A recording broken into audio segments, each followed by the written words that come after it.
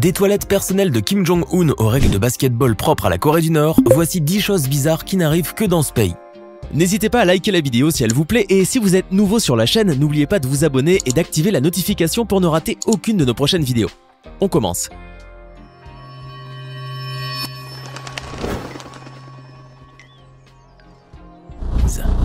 Imaginez que vous êtes un touriste à Pyongyang, car oui, la Corée du Nord accueille des touristes, et que vous avez tout à coup envie de manger une bonne pizza.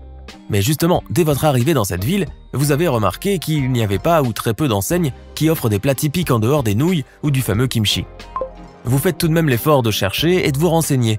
Et vos efforts ne s'avèrent pas vains car vous tombez enfin sur l'unique pizzeria du pays, réservée à l'élite dirigeante et aux étrangers. Vous êtes heureux mais aussi déçu de voir que ce restaurant ne sert pas tout à fait les pizzas auxquelles vous êtes habitué. Normal puisque la pizza n'a fait son entrée dans ce pays qu'en 2008 sous l'initiative de l'ancien dictateur Kim Jong-il qui apparemment aimait bien ce mets italien. Cela ne vous empêche pas de savourer votre pizza concoctée par un chef qui a été formé en Italie. Un vrai privilège pour ce Nord-Coréen qui a été autorisé à quitter le pays. Vous savourez donc votre pizza tout en regardant défiler sur les écrans de télévision des images d'avions militaires ou bien en vous divertissant grâce au karaoké. En voilà une expérience qui vous a laissé un goût bizarre dans la bouche. Les Nord-Coréens sont des fans de football, oui, comme des centaines de millions de personnes sur la Terre. Mais quand ils veulent regarder des matchs de football, comme lors d'une Coupe du Monde par exemple, ils ne peuvent les visionner que 24 heures après, au minimum. Eh oui, mais on dirait qu'ils s'y sont parfaitement habitués. Par exemple, lors de la Coupe du Monde de 2014, qui s'est déroulée au Brésil, les habitants de Pyongyang ont eu droit à un écran géant dans un square. Ils ont pu donc regarder le match qui opposait la Corée du Sud à la Russie, sans oublier la cérémonie d'ouverture et d'autres matchs qui ont eu lieu, après plus de 24 heures. Ce qui leur a valu beaucoup de compassion à travers le monde. Les Nord-Coréens étaient vraiment à plaindre car comment peut-on s'amuser à regarder un match qui est d'ores et déjà terminé et dont le monde entier connaît le résultat? Mais cela ne semblait pas les déranger, du moment qu'ils pouvaient profiter des matchs de la Coupe du Monde et s'amuser à encourager leur équipe favorite. Et à mon avis, ils en ont gardé un bon souvenir, tranquille. En tant qu'épouse du leader nord-coréen, Ri Sol-ju aurait droit au grand luxe et à toutes les fastes inimaginables. Et comme toute jeune femme mariée et mère de famille, elle doit aspirer à une vie joyeuse auprès de son époux et de ses enfants. Néanmoins, Ri Sol-ju est soumise à un ensemble de règles strictes qu'elle doit suivre. En effet, cette ancienne pom-pom girl qui aurait épousé Kim Jong-un en 2012 a d'abord été forcée de changer de nom après son mariage. Elle n'a pas non plus le droit de visiter les membres de sa famille, ni de quitter la Corée du Nord et encore moins de multiplier les apparitions en public ou les activités. Quant à son style vestimentaire et sa coiffure, ils sont soigneusement choisis et sont plutôt traditionnels.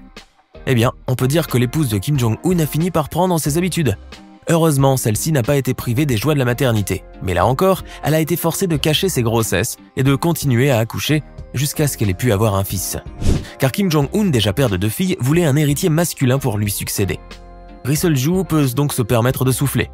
Mais à cause de toutes ces règles qui rendent sa vie absolument secrète, la première dame de Corée du Nord est devenue un vrai mystère pour de nombreuses personnes. Quand Kim Jong-un voyage quelque part, il dispose naturellement de toutes les commodités nécessaires, naturellement. Mais le leader nord-coréen a quelques exigences bien particulières pour ses déplacements et prend toutes ses précautions, y compris lorsqu'il s'agit d'aller aux toilettes.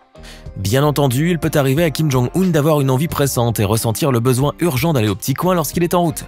Mais cela ne semble pas déranger le leader nord-coréen, car il dispose de ses propres toilettes qu'il transporte avec lui, même à bord de ses véhicules. Il peut donc se soulager n'importe où à n'importe quel moment. Cette extravagance n'a fait qu'accentuer encore plus le côté curieux et singulier de Kim Jong-un, qui refuserait d'utiliser des toilettes publiques, que ce soit dans son pays ou ailleurs. Mais quoi que l'on puisse dire à ce sujet, l'homme fort nord-coréen semble ne pas s'en soucier et continue d'emmener ses toilettes personnelles comme il l'a fait lors du sommet de Singapour en 2018 ou lors de sa rencontre historique avec son homologue sud-coréen, Moon Jae-in. De cette manière, il peut être certain de ne pas laisser ses déjections à la portée de tous et d'empêcher ainsi que l'on découvre des secrets sur sa santé ou d'autres informations intéressantes sur lui. Jamais sans ses toilettes, Kim Jong-un n'en sera que plus tranquille. Vous aimez cette vidéo? Alors n'oubliez pas de mettre un pouce bleu, de vous abonner à la chaîne et d'activer la cloche pour recevoir toutes les notifications et ne rien rater de nos prochaines publications. On continue. Rien n'empêche les hauts responsables nord-coréens de s'adonner à quelques petits plaisirs, comme fumer par exemple. Mais quand ces derniers ont besoin d'une cigarette, ils peuvent ne pas trouver leur marque préférée. En effet, il y a quelques années, Kim Jong-un a interdit aux hauts responsables de fumer les marques de cigarettes étrangères sous prétexte qu'un tel acte était contraire aux valeurs du patriotisme. Les hauts responsables devaient bien entendu se plier aux ordres de leur leader et ne fumer que des cigarettes locales, qui étaient meilleures selon lui. Heureusement qu'ils avaient toujours le droit de fumer des cigarettes nord-coréennes, mais cela devait leur laisser un goût différent et âcre, notamment pour les habitués des Marlboro et autres marques étrangères. Bon, Je suis certain qu'ils ont pu s'y habituer avec le temps, mais à mon avis, ils doivent encore ressentir une grande déception à l'idée de ne pouvoir fumer à leur guise. Vous voilà à nouveau dans la peau du touriste qui visite la Corée du Nord, un pays qui vous fascine finalement. Curieux de savoir ce que cache ce pays au régime spécial, vous décidez de vous rendre en province. Vous regardez alors d'un œil surpris cette campagne et ces maisons qui ne ressemblent pas aux autres, et tous ces enfants en train de jouer.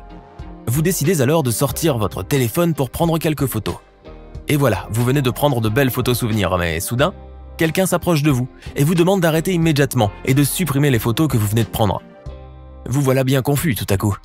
Mais avant de commencer à supprimer toutes ces belles photos souvenirs, vous demandez des explications.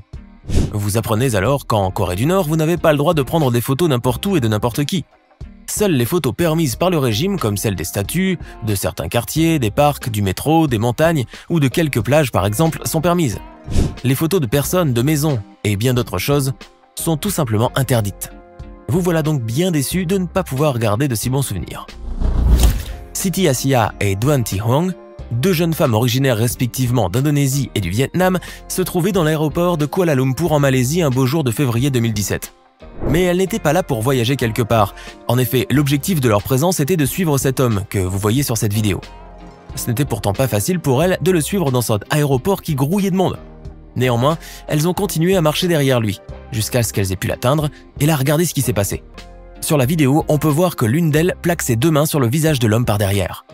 Selon certaines sources, Siti Assia et Doan Thi Hoang ont quitté ensuite séparément l'aéroport après s'être lavé les mains, heureuses d'avoir empoché une belle somme d'argent pour avoir participé à une caméra cachée. Mais à la suite de cette farce, les deux jeunes femmes seront arrêtées.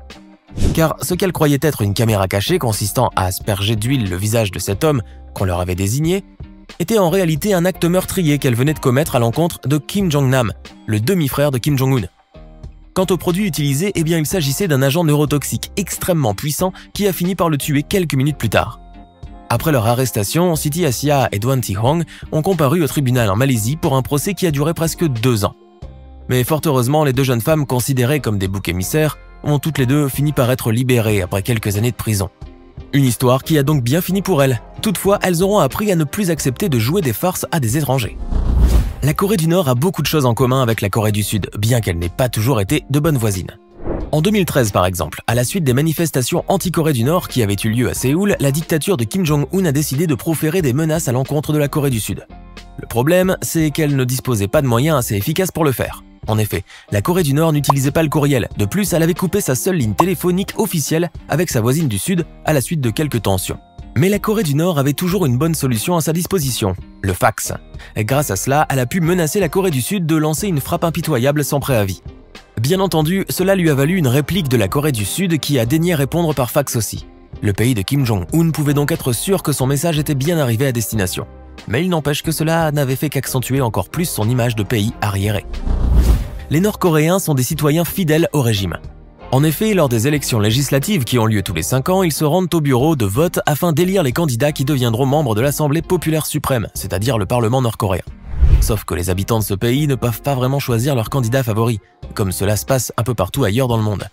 Car à vrai dire, il n'y a qu'un seul candidat par circonscription. Malgré cela, les Nord-Coréens répondent à leurs obligations et vont voter. À l'annonce des résultats, ils peuvent enfin connaître officiellement le nom du candidat de leur circonscription, lequel aura obtenu 100% des voix. Bon, cette annonce peut en décevoir certains, mais cela ne les empêche pas d'être heureux et satisfaits d'avoir accompli leur devoir. D'ailleurs, cette participation au vote, considérée plutôt comme un rituel obligatoire dans ce pays, n'aura fait que renforcer la loyauté des Nord-Coréens envers leur régime. Kim Jong-un est un grand fan de basketball. La preuve, il a toujours été un fervent supporter des Chicago Bulls. De plus, il est ami avec le basketteur Dennis Rodman. En revanche, lorsque le leader veut regarder un bon match de basket dans son pays, il doit certainement ressentir beaucoup de frustration en raison du niveau de jeu des basketteurs nord-coréens. Mais Kim Jong-un n'y est pas allé par 4 chemins. En effet, pour remédier à cette situation inconfortable, il a établi ses propres règles de basketball.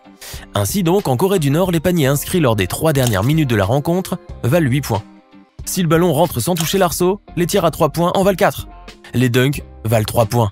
Enfin, un lancer franc manqué fait perdre 1 point. Grâce à ses propres règles, Kim Jong-un peut donc se délecter de bons matchs de basket comme il les aime, et même changer le score de son équipe favorite s'il le souhaite. Toutefois, il peut être sûr et certain que ces règles ne dépasseront pas la frontière nord-coréenne, car qui voudra disputer un match de basket à l'international avec de telles règles? Il peut cependant se contenter de regarder des matchs tranquillement chez lui. Quoi qu'il en soit, Kim Jong-un a prouvé qu'il n'était pas seulement un dictateur, car sa passion pour le basket a dévoilé son âme sportive. Décidément, la patrie de Kim Jong-un ne fait rien comme les autres pays. Vous venez de découvrir 10 choses bizarres qui n'arrivent qu'en Corée du Nord. Mais bien entendu, ce ne sont pas les seules bizarreries qui existent dans ce pays. En connaissez-vous d'autres?